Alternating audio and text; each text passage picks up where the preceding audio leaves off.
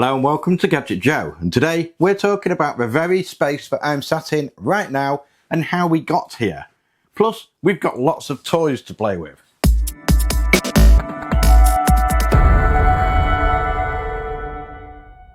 Hello folks, welcome back to Gadget Joe, and in this video we've got lots to talk about. This isn't your usual review video, but it does explain why they've only been popping up once a week previously, and we are going to be taking a look at all of these lovely goodies that we've got in to my left, which are all going to be reviewed on the channel very shortly as of this coming week. But first, before we talk about all of that, we have something bigger to talk about. In fact, it's much bigger. It's actually the space that I'm sat in right now. My little workshop has upgraded vastly over the last 18 to 24 months and is now a completely new, modern, functional and aesthetic place to be. In today's video, we're going to be looking at how we got to this point. It's going to be a bit of a longer video than usual, so make sure you've got yourself comfy and you've got a drink to boot. For those of you that are on my socials or have been watching my shorts on the channel, you'll have seen me updating over the last few weeks the progress of this space, and it's been a lot of hard work and time. Before I go into this first part of the video, which shows the building process of it all, if you're not really interested in all of that and just want to see what's coming up on the channel from the selection of items that I've got to my left, then feel free to skip to this point in the video that I've highlighted below here to see that. I know DIY isn't everyone's cup of tea. I will also be uploading just the footage of the current stage of the workshop in a short too soon. You're going to have to bear with me as well. I've got a sore throat, so I might have a few voice breaks in this video. When I originally started the channel, I used to produce all of my content from my living room. I made space out of my dining table, coffee tables, units, bedrooms, or pretty much any space I could get my hands on. With that said, I always made the content work. Granted, it didn't look spectacular, and you could often tell that the backdrops were not fantastic, but it was pretty much all I had and the only option I had if I was to produce the videos. In fact, for a short while I produced a lot of the content in my back garden and used the brick wall as the backdrop on my garden table. The natural light was actually pretty beneficial, albeit a little bit limiting, obviously in terms of how much daylight that we have, and also we live in England. Then, when I moved into my new house, I made myself a little corner in the living room in the alcove, much to my wife's pleasure. It was basically a coffee table that I had chopped the legs down on it to bring it down lower to the floor, and then I put a roller blind screwed into the wall behind it for the backdrop. It was pretty janky, but it saw me through well over 100 videos. And that's when we finally made the decision to utilise the end part of our garden to build a little space to film from, as the channel started to grow and then the demand from sponsors started to grow also. So with that in mind, I set about clearing the jungle at the end of the garden, which was pretty much well overdue a sort out anyway, and I made a nice, clear, relatively level space to put a shed in. And that's when I started searching across Marketplace on Facebook to find any old sheds that people were selling for dirt cheap or either just wanted to get rid of them for free, and then I came across this shed that seemed perfect. It was a large 16-foot by 7-foot shed made by an old boy into a workshop in 1941. It was built to last, and we found that out the hard way when it came to dismantling it. It took 3 days to take it all apart and then pretty much get it back to our house, where it sat quiet and stayed there for about 3 months over the winter period. When it did come to building it up though, I started with the base, which was made up using some scrap pieces of timber I picked up from Marketplace again. I created a ladder style base that sat on a sanded base with a tarpaulin covering, which was less than ideal, but it worked for what it needed to be for the time being. Once I had the base in, I created a subfloor with OSB that I also picked up from Marketplace. And then I got to work putting the base down and then erecting the walls and then finally the roof, which was stupidly heavy as it unfortunately had about 87 layers of roof felt on it that obviously had just been putting on over time. And they had all formed into some sort of forbidden glue that just could not be removed. Once we got the basic structure into place, I got to making sure it was watertight all around. I even set to adding one extra layer of roofing felt to the abundant roof of felt, and it was pretty much ready to use. I tried to paint it and make it look a nice place by adding some old units in and decorating it with some wall art and wiring basic electrics into it. It did the trick, but unfortunately the paint did not last very long, as the walls weren't insulated and were incredibly thin, so the paint soon started to leak out and ended up with lots of black patches all over it, and the space was okay to work in as long as I stood in the middle. I'm not a particularly tall guy by any means, but if I didn't stand directly in the middle, then I was ducking my head down. It was very long, but also very narrow, so it made it really awkward to work in. It's also worth mentioning that at this very point, I wasn't actually providing any content for Gadget Joe.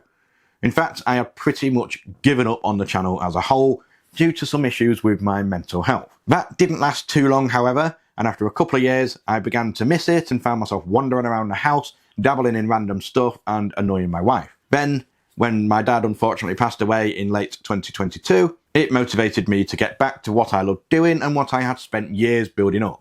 And to be honest, it's proven to be the best decision I've made, as I've come in with a whole new attitude and a thirst for success. With that in mind, I had to work hard on improving my content, not only for me, but for you, the viewers, and also the companies working with me.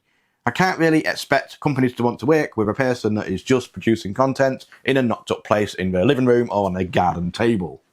With all that in mind, we get to this workshop. This workshop is a much larger space to work in. It was constructed as a hybrid of the old shed and a bit of fresh building. I knocked down the old shed, got rid of all the rotten, dodgy panels, ripped out the flooring, and then also set to work sorting that rather dodgy base out.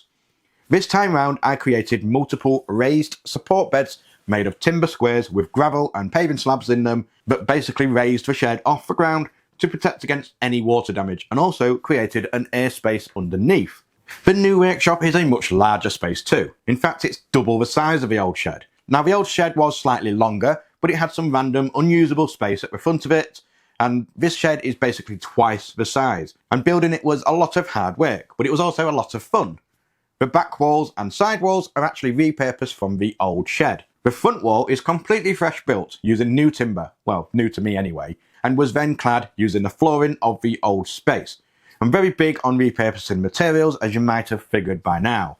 The roof was originally constructed using metal roofing sheets that were second-hand and unfortunately full of holes and quite warped, which even though I attempted to fill, still caused some leaks. I then painted the inside of a new space to look as good as I could physically get it. So by this point I had this new space to work in. Much bigger, taller and more functional than before. However, it wasn't without its problems. That tin roof was noisy, especially when it rained, and it wasn't completely watertight, and the whole place quickly cleared full of junk.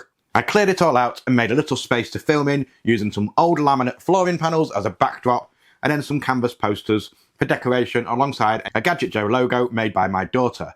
The lighting wasn't brilliant either, so the video looked washed out, and the sound wasn't great too, because it was quite echoey, noisy, and it made it sound like I was just pretty much stood outside. Over time, I added new bits and kept trying to update them, but my biggest restraint was still finances, so I had to make do with whatever I could find from Marketplace or that was gifted to me. The videos did start to improve, and I even swapped the old tin roof for a felt roof on top of multiple single ply boards that were jigsawed basically together, but I still wasn't properly utilising the space to its full potential. And then in late 2024, the shed got hit hard by 2 different windstorms, ripping the roofing felt clean off and even removing a majority of those smaller panels. This resulted in a lot of the equipment and hardware inside getting soaked and damaged, and with the bad weather persisting throughout the winter, it just got worse even though I jerry-rigged a cover, and unfortunately I lost a lot of motivation through the damage. Thankfully, in the new year I decided it's time to set about doing this properly, and I began to plan out some real renovations. I sold some of my old hardware that I had sitting around to create a small kitty that I could use to basically rip out all existing evidence of what was here before and start fresh.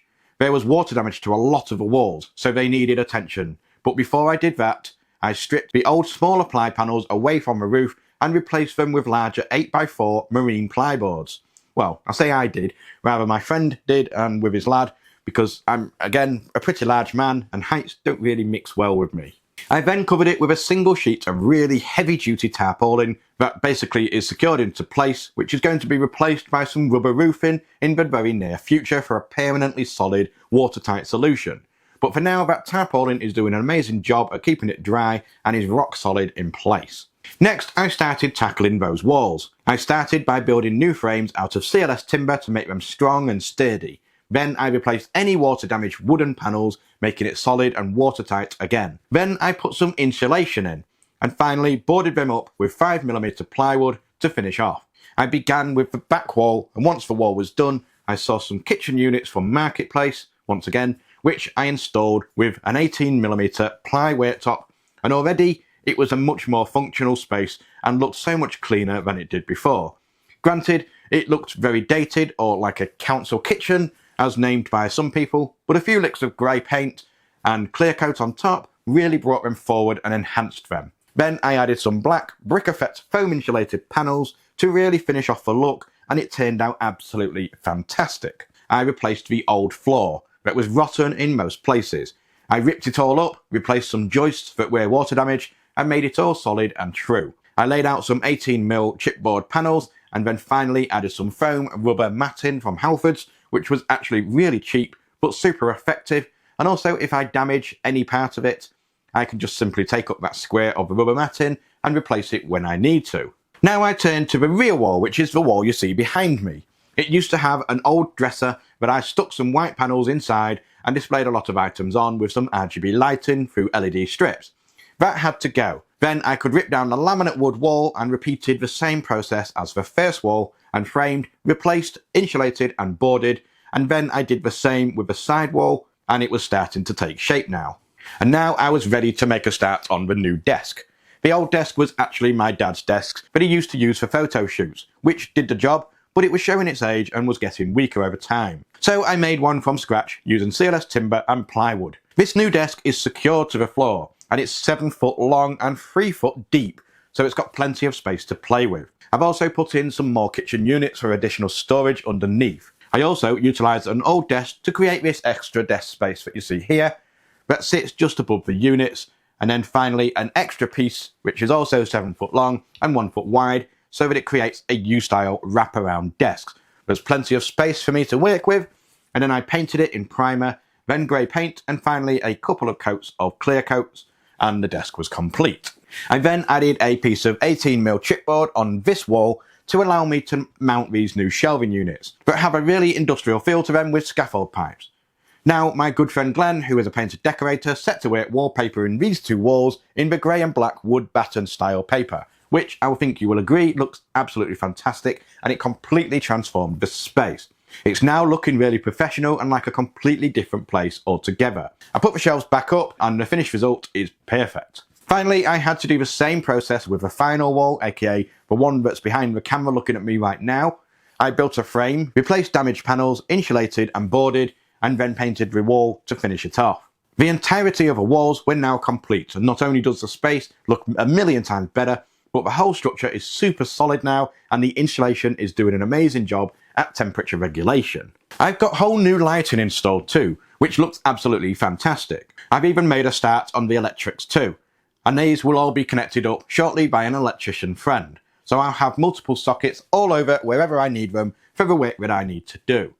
I've also added a 4K TV to the far wall behind the camera, which will be used to display my camera on when filming, and also double as a monitor for a dedicated studio PC. I'll be mounting a monitor to this wall next to the RCD unit that will be used for the CCTV setup for the shed. Another monitor will be mounted on this wall on the wall unit so that I can use it for hardware testing and benchmarking. The worktop over there will be finished soon too. I'm just deciding on the finish that I want to do with it first. I've got some more bits to add to the rear wall to finish the aesthetic off, and in this corner I want to keep clear because I want to put a 3D printer when I get my hands on one. The front of the desk is currently quite open, as you can see, but that will be boarded with some 18mm ply and painted to match the rest of the desk. Then I will be having a big acrylic Gadget Joe logo made to go on there to finish it off. I've got a few bits left to do to finish it all off, such as skirting, more sockets, wiring, trim pieces to tidy up, and then obviously the decor pieces. But overall, I'm immensely proud of how it's looking and where it's come on its little journey. It's been a long time coming and a lot of hours and hard work to complete, but my vision is almost complete. The ceiling will also get insulation and boarding too, but that's not a priority right now. Right now, it was about getting it all done to a stage where I can work in, and it's also functional and practical for my video work and testing. But overall, that's my current progress report of the new workshop or studio. That's going to vastly improve my workflow for the channel. This is going to make video content, reviews, PC building and testing so much easier, and thus is going to mean that I can basically finally ramp up the number of videos released each week for you all. I've got lots of new exciting things lined up for the channel, aside from all the stuff that we have here to my left, which I will get to very shortly. I've discussed a few bits on a previous video on the channel, such as custom mods, commissioned work, reviews, tutorials, live streams, collaborations, and I'm well underway with a celebrity build series already. The first person was originally Thomas Tergoose, but due to filming and space constraints, it is now Tiny Tim first and then Thomas afterwards. I've already got some parts from Deep Cool, and I've got more parts coming from Asrock. Back to the Office have also volunteered to help with this project, and then just recently I've got a long-time friend of the channel with Scan on board for some components too. Once I've got all the parts sourced from the relevant partners, you're going to see the first video of that series coming out very soon, and I'm really quite excited to get on with that one. I've got lots planned and a whole new level of motivation to go along with that too. It's time to take this little channel and elevate it to where it belongs. And with all that said and done, let's move on to all of these items to my left. These are all products that I'm going to be reviewing over the following weeks, so expect to see all of these very, very soon in no particular order, along with some other products that are not here yet or are on the way. Let's start with the cases. I have two in currently to look at. One of them is the Deep Cool CH560. It's a sleek, modern looking mid-tower case with split glass and mesh panels to increase the airflow within whilst keeping the modern glass aesthetic too. Comes with three 140mm ARGB fans too, for a pretty respectable £75 price point. Next we have the rather striking Valkyrie VK02 LCD in white. A large, impressive looking case with a party piece in the included 10.1-inch screen at the top. I'll be putting this to the test and see how it fares, and also see if it's a worthy competitor to the likes of a HY70 Touch that we have covered on the channel previously. We have matching AIOs for both the Deep Cool and Valkyrie cases too, with the Deep Cool LD360 combined with a digital multi-line display right on top of a CPU block. The Valkyrie V360 Lite is also a 360mm AIO in white, and I'll be putting them both to the test to see how not only they perform, but how they look in a build too. We have some strong CCTV kits in to review. In fact, this very kit will be used to monitor this studio once the review is complete. They have sent me their 4-channel NVR with a turret and bullet style camera alongside a waterproof junction box. Strong have proven to be very solid with everything I've had so far, so I'm keen to see how they perform. I also have something rather different in too, at least for the UK market anyway, with the AMD Ryzen 5 7600X 3D, a 6-core 12-thread 4.1GHz CPU with a boost clock of 4.7GHz. This is a chip that is primarily only available in parts of Europe and the rest of the world, so it's going to be great to see how this little chipset handles gameplay and tasks, and I'll be using an Aorus B650M Elite AX motherboard to run it through. I also have lots of peripherals in to look at, from the likes of Genius, Marvo and Prevo, starting with the Genius SlimStar 8230 wireless keyboard and mouse combo, a HS M905BT set of wireless stereo earbuds, and also the SP HF180 wooden stereo speakers. All are offerings that are much more along the affordable side of the market, and I'm keen to see just how functional they are for budget offerings. We also have the Marvo Loot 40 4-in-1 gaming combo, featuring a membrane keyboard, headset with mic, mouse and mouse mat, all featuring RGB, well, minus the mouse mat of course. We also have the Blaze XL, which is an extra large mouse mat. Then we have some more Marvo offerings with the TPO 70 wired gaming mouse and the KG909 mechanical gaming keyboard. And finally, a set of Prevo wireless headphones with active noise cancelling. I have two smart Android TV boxes in too, with a Stream X X1 Pro and a Superbox S6 Max. Both are marketed as high-end premium Android TV boxes with some impressive specs to boot, and we will be putting them to the test to see just how they perform. And last but certainly not least, for the time being anyway, we have something completely unique to the channel, and that is the LHear Beyond OTC hearing aids. They claim to have some impressive features on them that actually make my original hearing aids seem like Nokia brick phones. And then again, who better to test them than somebody who already wears hearing aids? And that pretty much sums up the current inventory of items that I've got in for review. and as you can see, I've got lots to keep me busy with, alongside the projects we have going on too. But this new studio and workshop is going to make things so much simpler and easier to do it all in, with so much extra space that I can dedicate to individual items. So with that in mind, you will notice a significant ramp up in the output of content in the following weeks, and I will be really pushing to promote the channel to its full potential. After all, the more engagement I get and viewers I get in, then the more items I can get in to cover for you guys to see. Which brings me on to the next vital point. There is a large percentage of people watching this channel that are not subscribed, and that is absolutely fine because I know review channels notoriously have a low retention rating. But that's where the giveaways, projects, custom builds, live streams and collaborations are going to come into play. My aim is to make this channel more than just a review channel. I want it to be a place with lots of entertaining and interesting content and projects that can give back to you. So if you've made it this far, I would hugely appreciate if you could just scroll down right now and hit that subscribe button to show your support. Thank you hugely for watching the video of the items in stock and the journey of this little studio. Fortunately for you, this is the end of the video. So thank you from the bottom of my heart for all of your continued support in basically getting me to where I am right now, and let's grow the channel together, onwards and upwards. And with that said, I will see you in the next video. Goodbye.